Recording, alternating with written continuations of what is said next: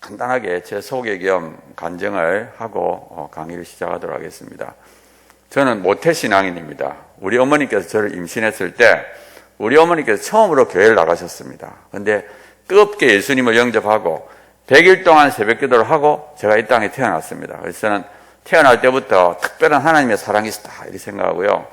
참 훌륭하신 부모님 밑에서 잘 자라다가 중학교 3학년 때 문제가 생깁니다. 그 당시 생물교과서에 모든 식물이 세포화됐다는 규절이 있었는데 그날따라 그게 참 신기하게 들리면서 그러면 동물은 뭘로 돼 있지? 그래서 제가 막 과학책을 찾아보니까 동물도 세포화됐다는 사실을 알았습니다. 그런데 그 다음 순간에 질문이 저한테 왔어요. 그럼 나는 뭘로 돼 있지? 갑자기 내가 어떤 존재인지 궁금했습니다. 그래서 제가 방과 후에 학교 도서관에 가서 인간에 대한 책들을 한 3주 정도 읽었습니다. 그리고 제가 독서실 가서 글을 적었어요. 글 제목이 뭐냐면 인간이란 무엇인가. 그래서 한 2-3시간 동안 열심히 적었는데 그 내용이 뭐냐 하면은 생물학적인 인간관입니다. 조금 나쁘게 이야기하면 유물론적인 인간관이에요. 그런데 그걸 다 적고 나니까 너무 허무한 거예요. 내가 이거밖에 안 되나? 막 허무감이 밀려오면서 영도다리나 가야 되겠다. 영도다리가 뛰어내린다는 뜻입니다. 근데 그 독서실이 절 안에 있었어요. 그래가지고 독서실 나오면 법당들이 있고 절문을 통과해서 돌계단을 내려오게 되어 있는데 돌계단 한 서너 개 내려왔는데 그때 하늘을 쳐다보니까 구름 한 점 없는 맑은 하늘. 그걸 딱 쳐다보는 순간에 현기증이 나와서 제가 옆에 딱 붙잡고 섰습니다. 근데 그때 제 마음에 어떤 생각이 드는가 하면 내가 왜 허무하다 그랬지? 조금 전에 허무하다 그랬는데 왜 허무하다 그랬지? 그래서 아무리 애를 써도 생각이 안 나는 거예요. 그래서 애를 쓰다가 좀 더 살아봐야 되겠다. 그래가지고 이제 독서실 들어갔고요. 그때부터 제 마음속에 들어온 것이 허무주의입니다. 죽으면 끝이다. 죽으면 난 흙으로 버리고 없어진다. 그런 생각이 들었어요. 그래서 이 한 번밖에 없는 인생을 가장 행복하게 살아야 되겠다 해서 굉장히 공부를 열심히 해가지고 서울대학교 물리학과를 졸업하고 미국에 유학을 갔습니다. 미국 가서는 공부에 몰두했어요. 저는 그 당시에 믿음이 없으니까 과학을 통해서 자연을 알고 내를 알자. 그래서 미국 가서 열심히 이제 공부에 몰두했는데 여전히 허무주의, 유물론에서 벗어날 수 없었어요. 그래서 제가 30살쯤 됐을 때 과연 살아야 되느냐 말아야 되느냐. 그런 이제 인생의 무가치함 속에서 굉장히 고민하다가 또 죽기는 싫고 붙잡을 건 없고 종교라도 믿어야 되겠다. 그래서 제가 믿음이 없지만 교회를 나갔기 때문에 일단 기독교가 맞는지 안 맞는지 확인해보고 다른 종교라도 믿어야 되겠다. 그래서 제가 30살 되던 여름방학에 태어나서 처음으로 성경을 읽기 시작했어요. 그게 마태복음부터 읽었는데 하루에 5시간씩 읽었어요. 하루에 5시간은 성경 읽고 5시간은 연구하고 그렇게 했는데 그렇게 열심히 읽다가 한 3쯤 지나서 누가복음 마지막에 예수님이 죽는 장면에서 제가 감동을 받습니다. 예수님이 십자가에 딱 달려가지고 자기 죽인 사람들 내려다보면서 저 사람들의 죄를 용서해 주십시오. 자기가 하는 것을 알지 못합니다. 그런데 막 그게 굉장히 감동이 되는 거예요. 왜냐하면 이분이 지금 몇 시간이면 죽는데 죽인 사람 용서하는 거예요. 어떻게 이럴 수 있지? 제가 굉장히 감동을 됐어요. 저는 사실 중학교 3학년 때부터 고민한 것이 죽음입니다. 어떻게 하면 이 죽음의 문제를 해결할 수 없을까 해서 막 철학책도 읽어보고 했는데 그 문제를 찾을 수 없었는데 이분은 죽기 전에 죽인 사람 용서하는 거예요. 그래서 제가 하여튼 감동을 받으면서 성경을 읽었어요. 또 조금 있다 스데반이 역식을 합니다. 하여튼 제가 감동을 받으면서 하루에 5시간씩 읽었어요. 또 한 일주일쯤 지났습니다. 그날도 점심을 먹고 딱 책상에 앉았는데 너무 눈이 아파요. 왜냐하면 그 당시 제가 이론 물리학을 했습니다. 컴퓨터 프로그램을 하루 종일 짰기 때문에 너무너무 눈이 아프고 막 밤 1시, 2시에 자니까 낮잠을 좀 자야 되겠다. 그래서 책상 뒤에 있는 1인용 소파에 가지고 잠이 들었습니다. 자다가 일어나려고 잠이 들고 그걸 몇 차례 반복했어요. 그러다 갑자기 제가 뭘 보는가 하면 저 위에서 1인용 소파에 잠들은 내를 내려다보는 거예요. 야, 신기하다. 내가 온몸을 다 내려다보네? 근데 그 다음 순간에 딱 드는 생각이 뭔가 이게 죽는 거구나. 이게 죽는 거 생각이 딱 드니까 죽으면 안 되지, 살아야지. 막 그러다 깬 거예요. 너무 실감이 나요. 꿈인지 생신인지 모르겠어요. 그래서 제가 밖에 한번 나갔다가 책상에 앉았습니다. 근데 책상에 앉으니까 책상 위에 일기장이 펴져 있고 일기장에 영혼이라는 단어가 적혀 있어요. 성경을 읽으니까 자꾸 영혼이라는 단어가 나오는데 도대체 영혼이 뭐지? 제가 좀 생각하다가 잠이 들었어요. 근데 조금 전에 그 사건이 있으니까 영혼에 대해서 조금 알 것 같아요. 그래서 펜을 들고 일기장에 적어야 되겠다. 근데 또 막상 적으려니까 생각이 안 나는 거예요. 그래서 일기장을 덮고 성경을 읽기 시작했습니다. 성경을 읽어 나가는데 어떤 기질이 있는가 하면 우리에게는 썩어질 몸이 있을 뿐만 아니라 썩지 않은 영혼이 있다. 그런 기질이 있어요. 근데 그날따라 그 기질을 내는데 막 눈물이 걸성거리는 거예요. 눈에서. 그래서 제가 그걸 참고 계속 읽었습니다. 또 비슷한 기질. 우리에게는 썩어질 몸이 있을 뿐만 아니라 썩지 않은 영혼이 있다. 두 번째 딱 그 기질을 내는데 막 이 눈에서 눈물이 줄줄줄 흘러내려요. 한참 울었습니다. 너무 좋아가지고. 옆에 가서 혼자서 발딱발딱 뛰었어요. 너무 좋아가지고. 제가 읽기 전에 뭐라 그랬냐. 우리에겐 두 개의 생명이 있다. 육신의 생명과 영원한 생명이 있다. 그것이 저의 인생을 바꾼 최대의 사건입니다. 15살부터 30살까지 15년을 허무주의 유물에 같이 있다가 영의 눈을 뜨는 시간입니다. 그때부터 주체할 수 없는 기쁨이 찾아옵니다. 그러면서 저에게 소망이 찾아왔어요. 저는 그전까지 소망이 없었습니다. 죽으면 끝인데 무슨 의미가 있어. 근데 그때 비로소 우리가 사는 세계가 영의 세계가 있을 수 있겠구나. 내가 이때까지 반쪽밖에 몰랐네. 그래서 진짜 영의 세계가 있는지 알아야 되겠다. 막 그런 소망이 생기고 이런 그러면서 생각하기 시작했는데 영혼이 있는지 없는지 이성적으로는 분간이 안 되는 거예요. 그래서 제가 30살 되던 마지막 날에 일기장에 뭐라 적었느냐. 내년에는 하나님을 만나자. 하나님이 계시면 영의 세계가 있고 영의 세계가 있으면 내 안에 영혼이 있을 수 있겠다. 그래가지고 제가 31살 되던 들어가서 그때부터 기도하는 거예요. 하나님 정말 살아계시면 저를 좀 만나주세요. 얼마나 간절하게 기도했는지 몰라요. 자살을 생각하는 사람이니까 얼마나 간절했겠습니까? 그런데 하나님이 제 기도를 기다리셨어요. 그때부터 응답하는데 1월달부터 10월달까지 모든 기도를 응답하셨어요. 아마 됐다 안 됐다 하면 안 믿을 것 같으니까 유물론자인 나를 믿게 만드시려고 모든 기도 응답하셔가지고 8월달에 박사학위 받고 10월달에 부산대 교수가 됐어요. 그래서 10월달에 확정 통보를 받고 비행기 타고 쫙 날라오는데 비행기 의자에 앉아서 지난 10개월 생각해보니까 진짜 모든 기도가 응답된 거예요. 막 그걸 생각하는데 앞에서 바람이 불어오는데 시원한 바람이 확 불어오는 것 같으면서 하나님 진짜 있구나. 하나님 있다는 게 믿어지는 거예요. 하나님 믿어지니까 너무너무 좋아요. 왜? 하나님이 계시면 영의 세계가 있고 영의 세계가 있으면 내 안에 영혼이 있는 거예요. 내가 그토록 고민하던 죽음의 문제가 해결됐어요. 그래서 내가 너무 좋아가지고 그 비행기 의자에 앉아있을 수가 없어가지고 일어나가지고 그 비행기 복도 왔다 갔다 했어요. 내가 한국 가면 이거 전해야 되겠다. 지금도 내처럼 허무지 유물에 같이 있는 수많은 사람들이 있을 텐데 내가 이걸 전해야 되겠다. 막 그 기쁨과 감격이라는 것은 말로 다 할 수 없어요. 그게 31살 되는 해 10월 달입니다. 그렇게 제가 한국에 딱 도착했는데 한국에 도착하자마자 어려움이 닥쳤어요. 그게 뭐냐면 죄라는 문제입니다. 그렇게 감격적으로 하나님을 만나고 하나님이 저를 교수로 만들어줬는데 한국에 와서 딱 1개월이 지나지 않아서 죄를 짓는 거예요. 그러니까 뭐 지금은 좀 많이 나아졌겠지만 뇌물이나 탈세나 이 거지, 허위 이런 거. 그래서 아무튼 제가 오서 여러 가지 많은 일을 겪었습니다. 지금부터 벌써 35년 전의 이야기입니다. 한 35년 동안 그동안에 수많은 일을 겪었어요. 그래가지고 하나님 앞에 매도 많이 맞았고 또 하나님께 은혜도 많이 받았고 기도 응답 받은 거 하면 몇천 번 될 겁니다. 또 매도 엄청 많이 맞았습니다. 그래서 저는 지금 세 가지를 분명히 믿어요. 첫째, 하나님은 진짜 살아계시다. 두 번째, 우린 진짜 죄인이다.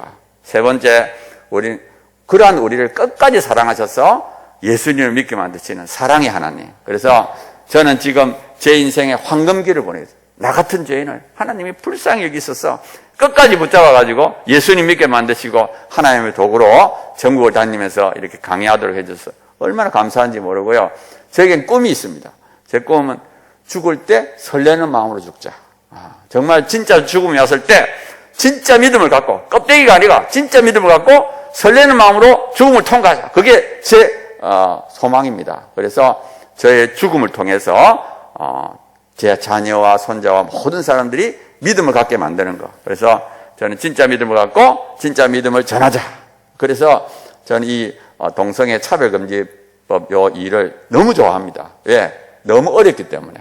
인간적인 힘으로는 불가능하기 때문에 저는 이 일을 통해서 하나님을 만나는 게 목표예요. 이 일이 목표가 아니에요. 저는 지금도 하나님을 더 경험하고 싶고 더 만나고 싶은 것이 저의 목표입니다. 그래서 아무튼 기쁨으로 일을 감당하고 있습니다. PPT를 올려주시면 제가 PPT 보면서 말씀드리겠습니다. 조금 전에 제가 말씀드린 내용을 조금 체계해서 말씀드리겠어요. 우리가 사는 세계는 무엇으로 구성되어 있나요? 넘겨주십시오. 우리가 사는 세계는 보이는 세계와 보이지 않는 세계로 되어 있습니다. 저는 이게 너무 쉬운 이야기 같지만 저는 이게 굉장한 진리다. 지금 저는 보이는 것밖에 없는 줄 알았거든요. 아마 지금 세상에 있는 대부분의 사람들은 영의 세계가 있는 줄 모릅니다. 그래서 우리가 보이는 세계와 보이지 않는 세계가 공존하는 세계에 살고 있고, 특히 우리는, 인간은 몸과 영혼으로 구성되어 있습니다. 이것이 정말 저는 정말 엄청난 비밀이다. 그렇게 생각합니다. 그 다음 넘기세요. 이 보이지 않는 세계는 보이는 세계에 영향을 미친다. 어떻게 영향을 미치느냐? 하나님하고 사단은 우리 마음을 통해서 영향을 줘요. 그러니까 우리 마음속에 떠오르는 생각이 다 자기 것이 아니에요. 어떤 거는 하나님으로부터, 어떤 거는 마귀로부터. 그래서 우리 생각을 분석을 해야 됩니다. 이게 어디로부터 왔는지, 하나님으로부터 왔는지, 사단으로부터 왔는지, 또 내 영혼이 하는 건지, 정말 우리 마음을 잘 분석을 해야 되고요.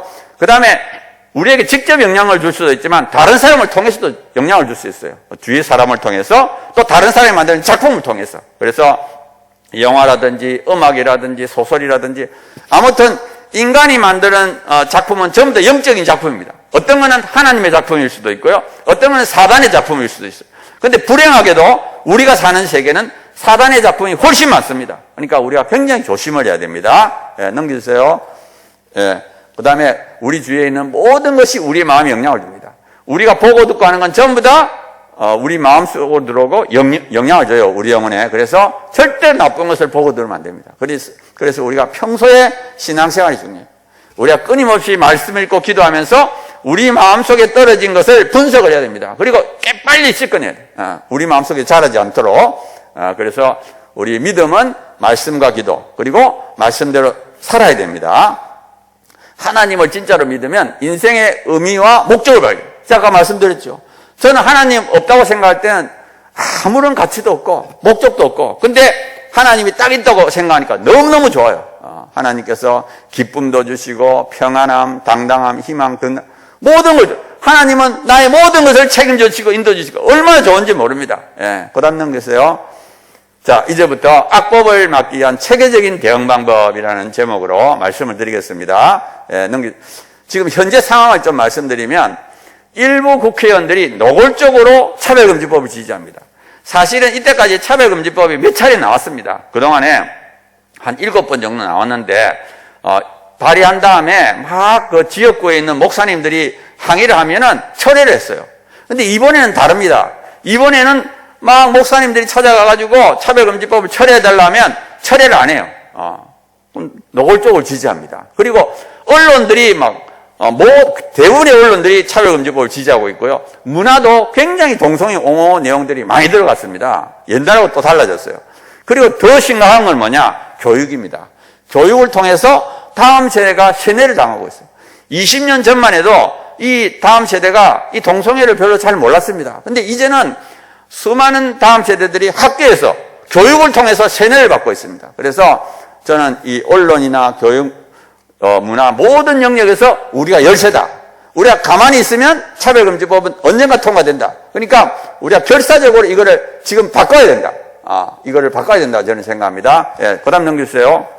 자, 그럼 왜 이렇게 됐느냐? 첫 번째가 국가인권위원회입니다.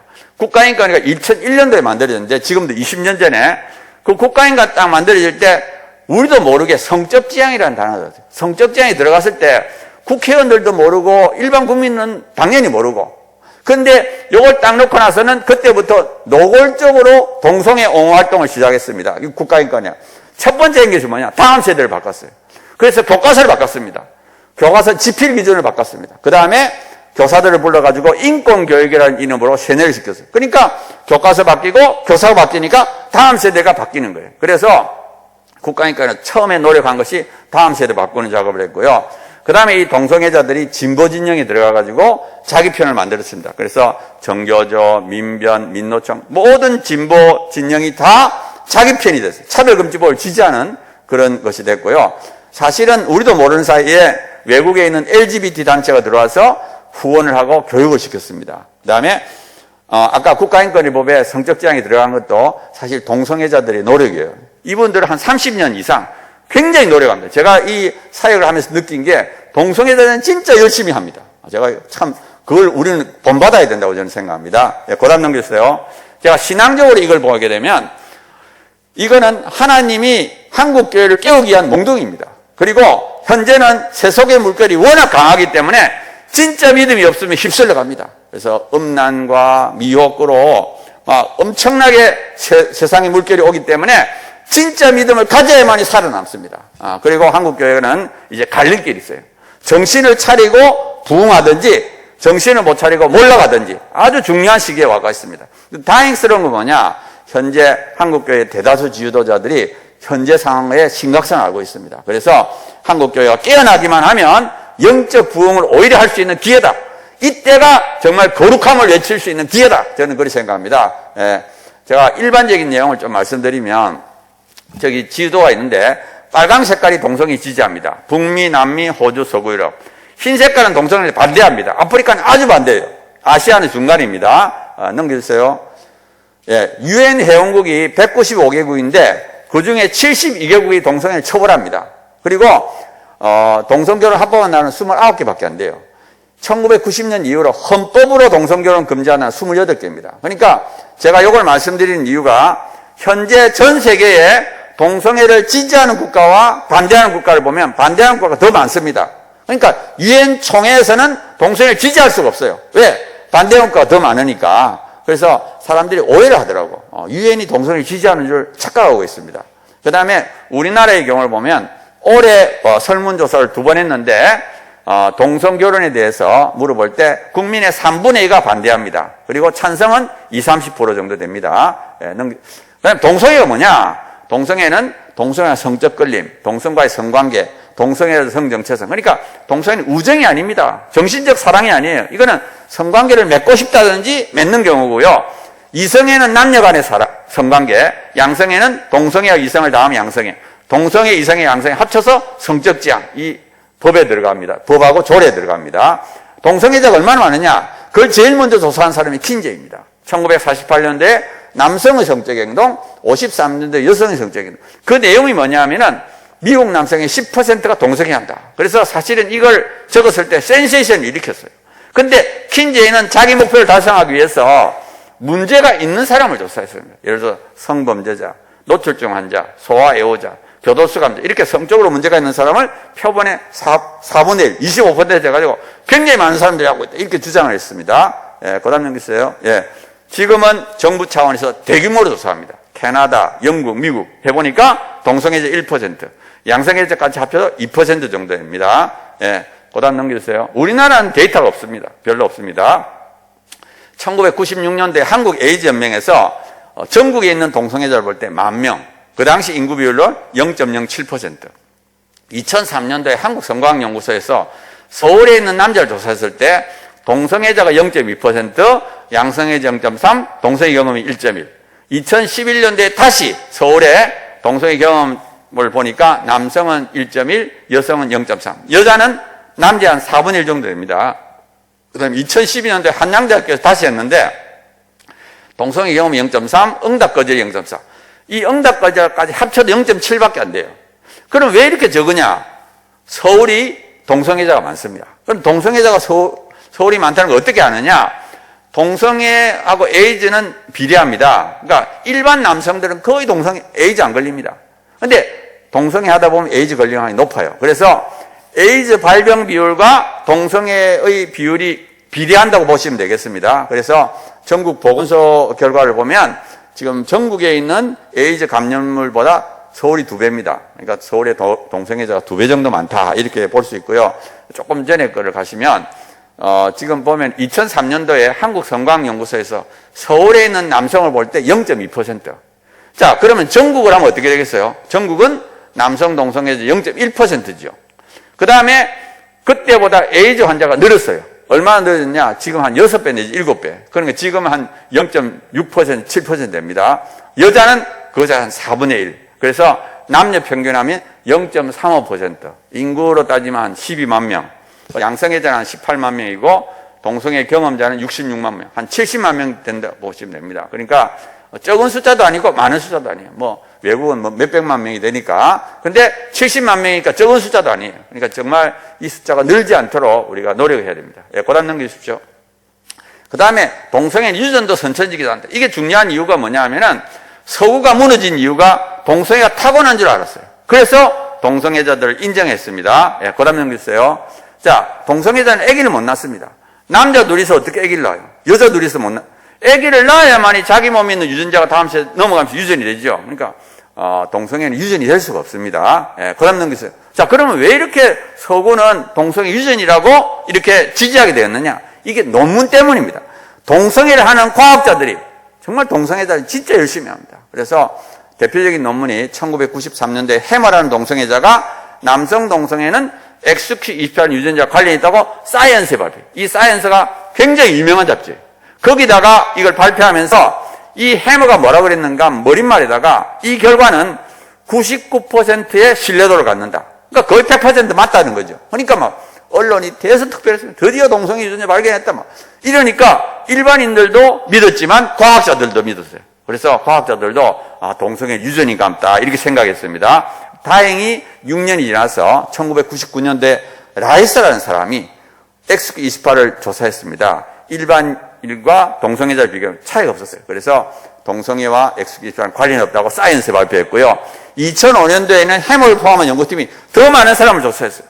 1993년에 40명을 했으면 2005년도에는 456명, 11배를 했죠. 해가지고 해보니까 이 남성 동성애와 XQ28이 관련이 없었습니다. 그래서 자기들이 논문을 내면서 왜 옛날에 있다고 그랬는데 지금은 없는지를 자세하게 설명을 해서 이렇게 냈습니다. 그러니까 자기들이 번복을 한 거죠. 최근 들어서는 이제 과학 기술이 발달해가지고 2012년도에 23,000명 조사했어요. 동성애 유전자 없었습니다. 2019년도에 48만 명을 조사했어요. 여전히 동성애 유전자 없었어요. 그러니까 이제는 과학적으로 동성애 유전자 없다는 것이 확실합니다. 네, 그 다음 넘기십시오.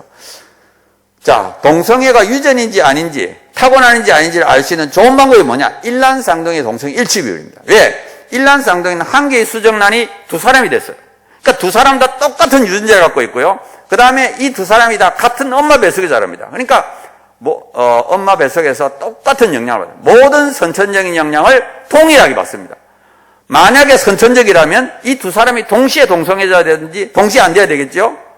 2000년 이후로 대규모 조사였는데 2010년도에 제일 많은 사람을 조사했을 때 남자는 9.9%, 여자는 12.1%의 일치를 보입니다. 예, 그 다음 넘겨주세요.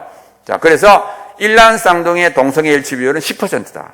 그러니까 모든 선천적인 영향이 동일함에도 10명당 1명이 일치하고 9명이 달라요. 그 다음에 일란쌍둥이는 태어난 다음에 같은 부모 밑에서 같은 환경에 자랍니다. 후천적인 영향도 같아요. 후천적인 영향도 같고 선천적인 영향도 같고 그런데 10%면 뭐예요? 후천적인 영향이 들어있으니까 선천적인 영향은 10%가 훨씬 안 된다. 이렇게 볼 수 있죠. 그래서 동성애는 타고나는 것이 아니다. 과학적으로 분명하다. 이렇게 보시면 되겠습니다. 자, 이제부터 제가 두 가지 악법에 대해서 좀 말씀드리겠습니다. 악법이 많지만 그 중에 대표적인 거 두 가지만 소개하면 첫 번째가 포괄적 차별금지법 혹은 평등법이라고도 하죠. 지금 현재 4개가 국회에 발의되어 있습니다. 작년에 정의당에서 1개 했고요. 올해는 민주당이 3개. 총 4개가 지금 국회에 올라와 있습니다. 그리고 현재 민주당이 다수당입니다. 180석. 그러니까 민주당에서 이걸 통과시키자 결정하면 통과됩니다. 이걸 막을 수가 없어요. 그리고 현재 국가인권위원회하고 동성애 단체가 막 통과시키려고 엄청 노력합니다. 다행스러운 건 뭐냐? 민주당 지도부가 이거를 당론으로 정하지 않으려고 그럽니다. 특히 선거가 있기 때문에. 최근 들어서 발언을 보면은 문재인 대통령이 11월 25일 날 차별금지법 제정은 반드시 넘어야 할 과제다. 그다음에 이재명 후보가 뭐라고 했습니까? 성적 지향, 동성애는 타고나는 것이다. 그다음에 김부겸 국무총리는 문정부 임기 내 차별금지법을 공론화할 것이다. 이렇게. 그래서 우리가 하여튼 계속 이걸 반대 목소리를 내야 됩니다. 예, 그 다음 넘기십시오. 자, 차별금지법의 독소조항이 뭐냐? 이 차별금지법 안에는 성적 지향과 성별 정체성이 들어있어요. 성적 지향은 제가 조금 전에 말씀드렸죠. 동성애, 이성애, 양성애. 동성애가 들어있죠. 그 다음에 성별 정체성은 뭐냐? 성별 정체성은 자기 성에 대한 인식이에요. 예를 들어서 제가 남자입니다. 생물학적으로. 제가 남자지만 제가 생각하기를 난 여자다 이렇게 생각할 수 있어요. 그래서 그게 성별 정체성입니다. 그런데 이 성별 정체성이 이제 차별금지법에 들어가게 되면 내가 여자라고 생각하면 여자라고 인정을 해줘야 돼요. 예, 그래서 그 다음에 여자 화장실이나 목욕탕을 갈 때 그걸 막으면 차별입니다. 이게 성별 정체성 차별금지법이에요. 그리고 이 성별 안에는 또 제3의 성이 포함되어 있어요. 성별의 정의 안에 남성, 여성, 그 외에 분류할 수 없는 성. 이게 제3의 성이에요. 예, 쉽게 말하면 이제 자기 마음으로 생각하는 성이 포함이 됩니다. 예, 그 다음 넘기세요. 자, 차별금지법이 만약에 통과되면 어떤 문제가 있느냐? 동성애를 비윤리적이다, 비정상이다, 죄라고 공공장소에서 표현하는 법적 제재를 받습니다. 그러니까 개인의 윤리관이 존중이 안 됩니다. 동성애를 정상이라 생각해야 돼요. 더 큰 문제가 뭐냐? 교육입니다. 학교에서 유치원부터 동성애와 동성결혼이 정상이라고 가르칩니다. 그리고 성교육 시간에도 동성 간의 성관계도 가르쳐줘야 돼요.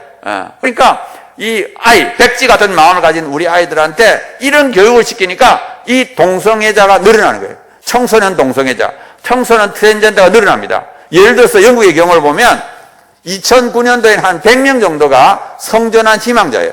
근데 8년 만에 2,500명이 됐어요. 25배. 그러니까 백지 같은 마음속에 이렇게 하니까 얼마나 이게 느는지 몰라요. 제가 이 일을 하다 보면 수많은 학부모들이 찾아옵니다. 찾아와가지고 자기 자녀가 지금 동성애자인데 트랜스젠더인데 이걸 막을 수 없느냐고 막 울면서 호소해요. 어떻게 막겠습니까? 이미 마음에 이게 세뇌가 됐는데. 그래서 지금 차별금지법이 통과 안 됐는데도 불구하고 지금 그런 아이들이 생기고 있는데 이게 통과돼가지고 전국적으로 초, 중, 고등학교에서 가르치면 어떻게 되겠어요? 영국하고 똑같지요. 수많은 청소년 동성애자 트랜스젠더가 생깁니다. 그래서 이거를 절차적으로 막아야 됩니다. 예, 고단 넘겨주세요. 자, 그 다음에 남녀 구별이 없어지게 되니까, 남자였던 트랜스젠더가 이제 여자 경기에 들어가는 거예요. 그래서 뭐 격투기에 들어가가지고 상대방 이 두개골이 파손되는 이런 결과가 났습니다. 그 다음에 화장실 같이 써야 돼요. 성중립 화장실. 그래서 그 안에서 성범죄가 많이 나요. 그래서 차별금지법의 가장 큰 피해자가 누구냐? 학부모와 여성입니다. 이 학부모와 여성들이 들고 일어나요. 이거를 통과되고 나면 속하고 똑같이 됩니다. 그러면 이 여성과 학부모들이 이렇게 어려움을 당하게 됩니다. 예, 그 다음 넘겼어요. 그 다음에 제가 이렇게 성적 지향과 성별 정체성이 문제다 그러니까 그러면 차별금지법을 만들 때 성적 지향하고 성별 정체성을 빼고 만들면 되지 않느냐? 독소조항이 없는 차별금지법을 만들면 되지 않느냐는 이런 주장이 있을 수 있습니다. 그거에 대한 제가 문제점을 말씀드리겠어요. 우리가 이걸 포괄적 차별금지법이라고 그러는데 차별금지 사유를 한 20개 정도 하고 마지막에 등, 그 밖의 사유 이걸 넣습니다. 그러면 이 등하고 그 밖의 사유 안에 성적 지향이 포함됐다고 해석을 합니다. 이걸 누가 하느냐? 판사가 해요. 판사. 법원에서. 그래서 미국도 보면은 옛날에 성적 지향이 없이 그냥 쭉 나열하고 나중에 등, 그 밖의 사유 있는데 판사가 성적 지향이 포함됐다. 이렇게 해석을 했습니다. 또 마찬가지로 우리나라는 특별히 국가인권법에 이 성적 지향이 들어있고요. 이것이 차별인지 아닌지를 판단하는 데가 어디냐? 국가인권입니다. 국가인권에 안에 이미 성적 지향이 있기 때문에 이거를 조사할 때 성적 지향을 포함한 걸로 간주를 합니다. 그리고 국가인권에는 또 어떻게 해석하는가 하면 성별을 젠더라고 해석하고 젠더 안에 성적 지향과 성별 지향이 있다고 해석을 합니다. 그래서 우리나라에서는 특별히 이걸 안 넣어도 이미 국가인권을 그런 생각을 갖고 있습니다. 그리고 우리가 처음에 독소조항 없이 만들더라도 그걸 바꾸는 건 쉽습니다. 첫 번째 이거 만들 때는 공청회도 하고 이러지만 일단 딱 독소조항이 없는 상태로 만들어도 그거를 넣는 건 너무 쉬워요. 그러니까 절대로 포괄적 차별금지법 안에 성적 지향과 성별 지향이 없다고 그걸 찬성하면 절대 안 됩니다. 그래서 우리가 독소조항 없는 것도 반대해야 됩니다. 예, 그 다음에 이 개별적 차별금지법은 찬성입니다. 지금 현재 우리나라에 개별적 차별금지법이 많이 있어요. 남녀, 그 다음에 뭐 장애인 다 있습니다. 그러니까 우리는 개별적 차별금지법은 찬성이고 포괄적 차별금지법은 반대입니다. 그래서 정말 이 장애인이나 뭐 이런 것을 하려 그러면 이미 있는 개별적 차별금지법을 바꿔라. 그걸 수정 보완하면 되지 않느냐. 이렇게 주장을 해야 됩니다. 그리고 이 포괄적 차별금지법은 사실상 이 성적 지향과 성별 정체성을 넣기 위해서 이걸 만드는 거예요. 그래서 우리는 절대 포괄적 차별금지법은 찬성하면 안 되고 그 대신 장애인이나 뭐 남녀나 이런 것들은 얼마든지 새로 만드는 건 찬성이다. 이렇게 말씀하시면 됩니다. 예, 그 다음 넘겨주세요. 자, 두 번째 악법을 말씀드릴게요. 두 번째는 뭐냐? 건강가정기본법 개정안. 이 건강가정기본법이라는 건 좋은 법이에요. 가정을 건강하게 만드는. 이 좋은 법을 바꾸는 거예요. 나쁘게 바꾸는 거예요. 예를 들어 작년에 이제 남인순하고 정춘석 이 두 분이 건강가정기본법 개정안을 발의했고요. 올해 5월 달부터 논의를 시작했습니다. 이 여성가족위원회에서 논의를 했는데 두 번이나 통과될 뻔했어요. 6월 달하고 8월 달. 저쪽에서는 막 계속 밀어붙여가지고 막 통과시키려 했는데 결사적으로 막았어요. 기적적으로 막았습니다. 정말 이건 하나님의 은혜로. 근데 아무튼 지금도 저쪽에서는 계속 통과시키려고 압력을 넣고 있습니다. 그래서 우리가 기도를 많이 해야 됩니다. 예, 넘겨주세요. 자, 그러면 뭐가 문제냐? 이 건강가정기본법을 가족정책기본법이라고 이름을 바꿉니다. 그리고 그 안에 있는 가정을 전부 다 가족으로 바꿉니다. 예? 가정이라는 단어를 가족으로 바꿔요. 그리고 나서 가족의 정의를 없애버립니다. 이상하지 않아요? 가정을 전부 다 가족으로 바꾸고는 가족의 정의를 없애버려요. 왜 그러느냐? 그 다음 넘기세요. 동성결혼과 동성결합을 합법하기 위해서. 그래서 이 가족 정의 자체를 없애고 그 다음에 동성결혼 합법을 합니다. 그 다음 넘기세요. 자, 제가 아까 말씀드렸죠. 전 세계에서 동성결혼 합법한 나라는 29개입니다. 근데 29개 국가가 바로 합법화한 게 아닙니다. 중간 단계를 거쳤어요. 중간 단계가 뭐냐? 시민결합, 시민동반자. 여기 중간입니다. 그래서 이 동성결혼 합법화하면 막 국민들이 반대할까봐 중간 단계를 거쳐요. 시민결합. 이 시민결합이라는 게 뭐냐 하면은 결혼은 아닙니다. 결혼은 아니지만 상대방에게 혼인과 똑같은, 배우자와 똑같은 권리를 줍니다. 그래서 여러 가지 권리를 주는 그걸 시민결합이라고 해요. 그걸 한 다음에 얼마 지나서는 또 다 동성결합. 지금 29개 국가 전부 다 그랬습니다. 지금 현재 건강가정기본법이 뭐냐? 바로 시민결합이에요. 이 결혼은 아닙니다. 결혼은 아니지만은 이 건강가정기본법 개정이 통과되면서 가정의 범위가 넓어지면 그 다음에는 배우자의 권리를 동성 파트너에게 주는 거예요. 그래서 동성결혼의 합법화의 전 단계다 이렇게 보시면 되겠습니다. 예, 그 다음 넘겨주세요. 자, 이제부터 제가 결론으로 가도록 하겠습니다. 첫 번째, 우리는 확신을 가져야 돼요. 우리께 맞다. 진리에 대한 확신. 저쪽이 뭐 영화를 만들고 뭐 이렇게 해도 그거는 다 미혹을 당하면 안 됩니다. 우리는 우리께 맞다. 확신을 가져야 되고요. 두 번째는 거룩한 삶. 저는 이 싸움이 음란과 거룩의 싸움이라고 봅니다. 저쪽의 무기는 음란이고 우리의 무기는 거룩입니다. 근데 거룩하고 음란이 딱 붙으면 누가 이기느냐? 거룩이 이겨요. 그걸 어떻게 하느냐? 성경에 보세요. 소돔과 고모라에 10명의 의인만 있으면 멸망시키지 않겠다 그래요. 그 말이 뭐예요? 소돔과 고모라에 음란한 사람이 몇만 명이 있더라도 거룩한 사람 10명만 있으면 그 사람을 이길 수 있다는 거예요. 그러니까 의인 한 명은 악인 1000명을 이길 수 있는 거예요. 그래서 그만큼 거룩은 파워가 셉니다. 그래서 우리가 거룩을 지켜야 되고요. 근데 불행하게도 우리는 죄성을 갖고 있습니다. 그러니까 하나님께 기도해요. 하나님 도와주세요. 저를 거룩하게 만들어주세요. 우리는 부족하지만 하나님께 기도하면 하나님은 이 기도를 반드시 들어주십니다. 다른 기도는 안 들어줘도 우리가 하나님 뜻대로 정말 거룩하게 살겠다고 하나님과 간절히 기도하면 하나님께서 우리에게 은혜를 베푸셔서 이 음란한 세대 속에서 거룩하게 살 수 있도록 하나님 도와주십니다. 그래서 우리가 거룩한 삶을 살아야 되고요. 사실 이 시대가 굉장히 음란합니다. 뭐 인터넷, 스마트폰, 뭐 온데 음란이 퍼져 있어요. 그러니까 우리가 먼저 본을 보여야 됩니다. 그리고 우리 다음 세대에 너희들도 거룩해라고 말해야 됩니다. 정말 우리가 먼저 올바른 삶, 거룩한 삶을 살아야 돼요. 우리가 영적인 지도자들이, 부모들이 먼저 살아야 됩니다. 그래서 저는 뭐 영화도 잘 안 보지만 혹시 영화를 볼 때는 이게 몇 세까지 보는 거냐 그거부터 봐요. 그래가지고 한 15세까지는 뭐 봐주는데 그 이상 안 봅니다. 음란한 동영상이 제 머릿속에서 돌아가면 이거 할 수 없습니다. 하나님 우리 마음을 보고 계시는데 제가 껍데기만 그렇게 해가지고 하나님이 우리 말을 들어주겠습니까? 우리의 마음속을 들어보고 계시는데 우리의 은밀한 삶 24시간을 하나님 앞에 경건하게 살아야 돼요. 그리고 우리 다음 세대에 너희들도 거룩해라. 그래야지 따라올 동 말동하는 시대입니다. 정말 우리가 거룩한 삶을 살아야 되고요. 또 리더는 헌신하고 희생해야 됩니다. 제가 아까 처음에 간증을 조금 했는데요. 제가 31살에 교수가 되고 32살부터 아팠어요. 지금까지 제가 아픕니다. 간이 나빠졌어요. 그래서 34년 동안 지금 투병을 하고 있는데요. 제가 37살 때 간경화 판명을 받았어요. 그리고 10년 전에 2010년도에 서울대학교에서 간하고 콩팥이 동시에 암이 있다고 그랬어요. 저는 그때 죽는 줄 알았습니다. 온몸에 암이 다 퍼졌구나. 암이 한 군데만 있다 해도 우리가 놀자인데 간하고 콩팥이 동시에 있다 그러니까 얼마나 정말 그렇게 했어요. 그래서 다행히 간은 초기라서 시술을 했습니다. 그 다음에 왼쪽 고막을 떼냈어요.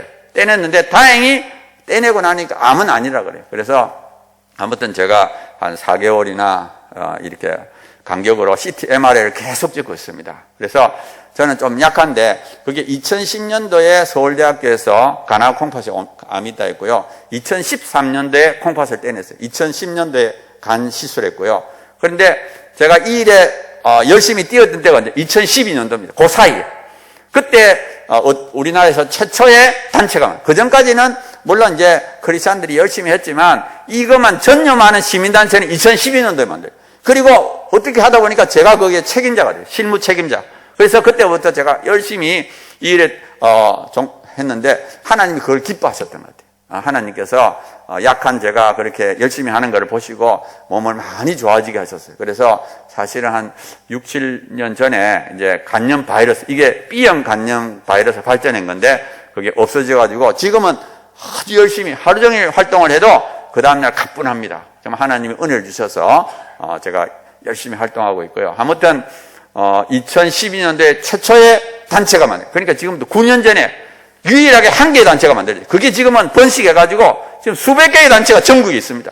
전국에서 지금 활발하게 움직이고 있어요. 그래서 정말 지금 동성애자 쪽은 한 30년 전부터 열심히 했고요. 우리는 지금 이제 시작한 지가 9년밖에 안 돼요. 9년밖에. 그 9년 동안에 얼마나 열심히 했는지 몰라요. 그래서 지금 우리 단체들은 급성장하고 있어요. 조금만 지나면 우리가 이길 거라고. 지금도 아직 좀 열세인데 조금만 지나면 우리가 이길 수 있다. 저는 그렇게 생각합니다. 그리고 용감해야 됩니다. 리더가 용감해야 돼요. 리더가 덜덜 떨면 따라오는 사람이 다 떱니다. 그러니까 앞장선 사람들은 정말 용감하게 이 싸움을 해야 돼요.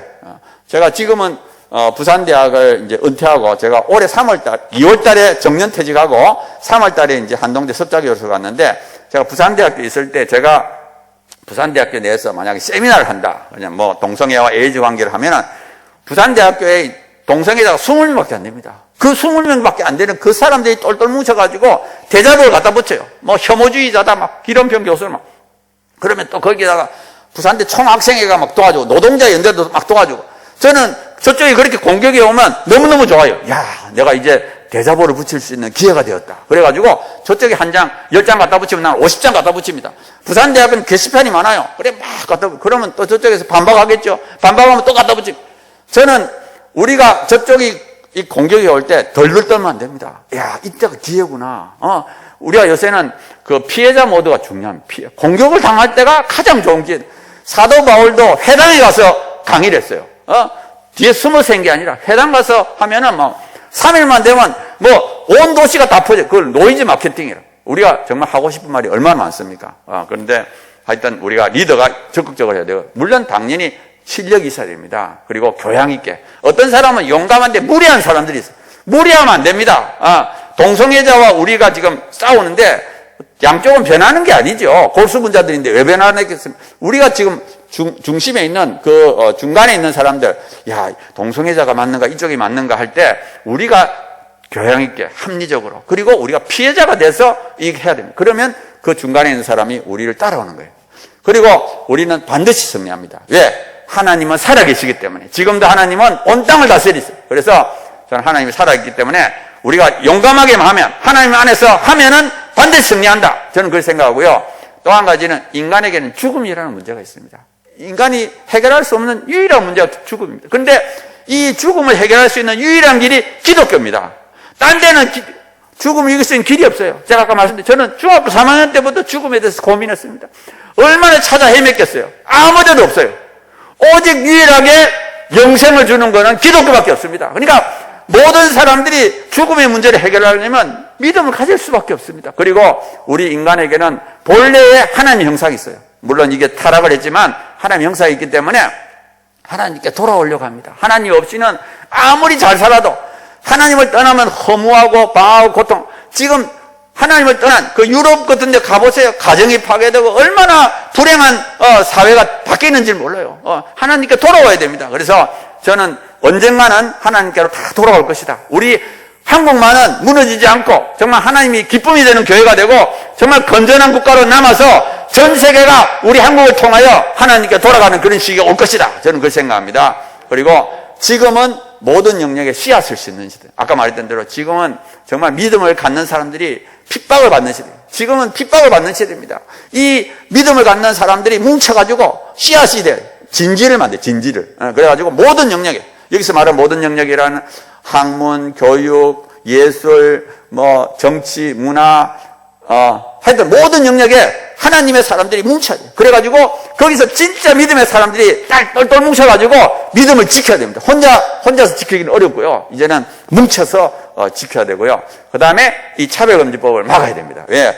차별금지법은 이 씨앗을 없애는, 싹을 자르는 그런 게, 이게 통과되고 나면 영국 같은 데를 보세요. 진짜 믿음의 사람들은 모든 직장에서 다 잘립니다. 멀쩡하게 잘 다니고 있는 사람한테 당신은 동성이 어떻게 생각하느냐. 그리고 믿음의 말을 하면 잘라내버리는 거예요. 그러니까 이 차별금지법은 진짜 믿음의 사람들이 다 쫓겨나는 그런 결과를 낳습니다. 그러니까 이게 나무 이야기가 아니에요. 우리 이야기입니다. 그리고 이 문제는 전 세계적이고 모든 영역에서의 싸움입니다. 그래서 불행하게도 유럽이나 미국에서는 이걸 이기지를 못했어요.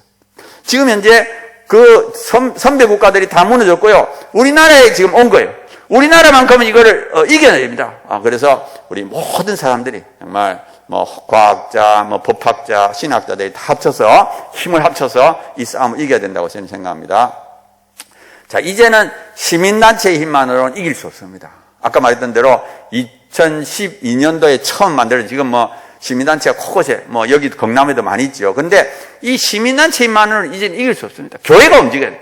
교회 안에는 돈도 있고 이 사람도 있잖아요. 그러니까 이 교회가 움직여가지고 교회가 한 목소리로 나가게 되면 군대입니다. 군대. 그래서 저는 이 목사님들께서 앞장서서 본을 보여야 돼요. 왜냐하면 이 차별금지법이 통과되면 1차적인 피해자가 목사님하고 교회입니다. 그러니까 이 평신도들을 교회 안에 붙잡아두는 게 아니라 정말 이 평신도들이 자기 영역에서 최선을 다하도록 목사님들이 앞장서서 대장이 되고 평신도들은 자기 영역에서 최선을 다하도록 해요. 그래서 저는 우리 대한민국만큼은 승리해서 하나님 기쁨이 되고 정말 전 세계를 위한 막중한 사명을 가지고 있다. 저는 그렇게 생각합니다. 예. 자, 그 다음에 이제 사실은 이제 내년 3월에 대통령 선거가 있고 6월 달에 지방선거가 있습니다. 그래서 아마 지방선거 끝날 때까지는 그렇게 저쪽에 통과시키려고 하지 않을 거예요. 근데 내년도 6월 달이 지나서부터 그 다음 국회의원 선거 24년 4월까지가 위기입니다. 이때는 정말 이제 선거가 끝난 다음에는 누가 대통령이 되든지 상관없이 엄청난 압박이 들어올 겁니다. 저쪽엔 결사적으로 이번이 통과시킬 수 있는 유일한 기회다. 저쪽 동성애 단체하고 국가인권에는 이것이 이번 180석 이럴 때 통과시키면 못 통과시킨다. 이런 절박한 마음을 갖고 있어요. 그래가지고 저쪽에서 지금도 밀어붙이고 있는데 아마 선거가 끝나면 굉장히 밀어붙일 겁니다. 그래서 우리가 그거를 단단히 준비해야 돼요. 정말 내년도 6월 달부터 2년간은 엄청난 전쟁이 일어날 것이다. 그래서 우리가 정말 준비를 단단하게 해야 돼요. 전쟁의 준비를 해야 됩니다. 고란 넘기십시오. 제가 조금 전에 말씀드린 것처럼 악법 중에는 차별금지법, 건강관리법 개정안 또 낙태에 대한 법도 있습니다. 고란 넘기십시오. 그 다음에 각종교육법, 사학법. 얼마 전에 사학법 개정안이 통과됐습니다. 그래서 이거는 이제 기독교 사학을 빼앗는 법이고요. 그 다음에 고등교육법, 여기는 대학마다 인권센터를 만들고요. 그 다음에 유사차별금지법.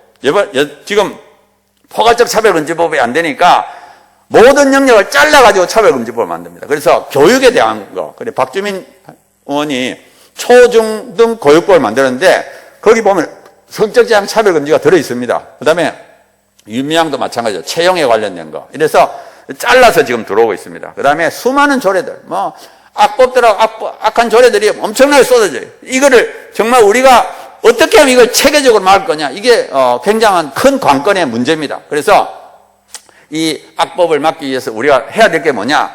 첫 번째가 뭐냐. 기도입니다. 하나님 도와주세요. 저는 하나님이 도와주지 않으면 이거 절대 못 이깁니다. 하나님 도와주세요. 우리가 열세입니다. 열세. 언론도 우리 편이 아니고요. 문화도 우리 편이 아닙니다. 교육도 우리 편이 아닙니다. 정말 하나님 앞에 기도해야 돼요. 하나님, 우리나라를 불쌍히 여겨주세요. 그리고 우리 자신이 먼저 진짜 하나님의 사람, 믿음의 사람이 되고 하나님 말씀대로 사는, 행동하는 삶으로 믿음을 나타내는 그런 하나님의 사람이 돼야 돼요. 그래서 하나님 저를 바꿔주시고 우리나라를 불쌍히 여겨달라고 우리가 정말 새벽마다 기도해야 돼. 이게 첫 번째. 두 번째는 뭐냐? 국회의원을 만나야 됩니다. 그래서 지역별로 이제 특히 민주당 의원을 만나가지고 이거는 여야를 떠나서 정말 다음 세대를 무너뜨리고 한번 생각해 보라고. 남자가 여자 화장실 들어가고 목욕탕 들어가면 되겠느냐고. 얼마 전에도 LA에서 그런 사건이 있었잖아요. 그런 걸 말하면서 이거는 다음 세대, 이거 통과되고 나면 우리 아이들이 동성애자, 트랜스젠더 된다. 제발 이거 좀 막아달라 하고 호소를 해요, 호소. 그래서 민주당 의원을 만나서 이게 호소하는 게 제일 중요하고요. 그 다음에 1인 시 하는 것이 1인 피켓시도 강력한 방법 중에 하나입니다. 제가 이번 여름에 제가 국회 앞에서 텐트 치고 살았습니다. 왜냐하면은 아까 얼른 말했듯이